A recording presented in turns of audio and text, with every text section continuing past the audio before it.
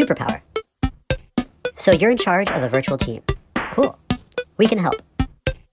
There are a lot more things to think about when working with people virtually. But it all starts with trust. How do you build trust with people you don't see every day? Research shows that virtual teams have higher levels of conflict. Virtual teams are 2.5 times more likely to perceive mistrust, incompetence, broken promises, and bad decision-making with virtual colleagues. And they take longer to fix it.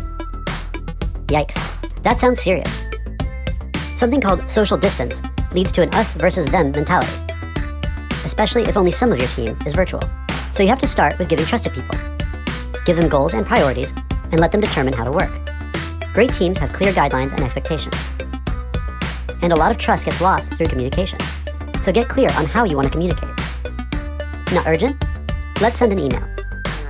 We've got a conflict? Let's hop on video so we can see each other and talk about it. Something urgent? Send a text or Slack. Just being clear on expectations can help. Get clear on how and on what tools you're going to collaborate. Be responsive. How long should people take to reply to emails or requests? Get mega.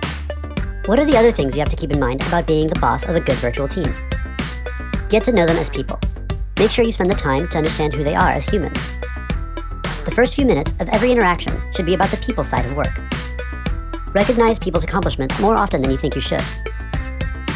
Every week, point out what's going well. Reinforce the stuff you want to see more of. Boss level.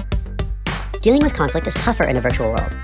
Sometimes we think it can just disappear when it's not in front of us. But that's not the case. Solve conflict quickly. The longer conflicts fester, the faster you'll lose trust. Ask for permission to bring up tough issues for discussion. Share what you don't want to happen. Be factual and open for discussion. Discuss resolutions, changes in behavior, or actions you'll take to prevent the conflict next time.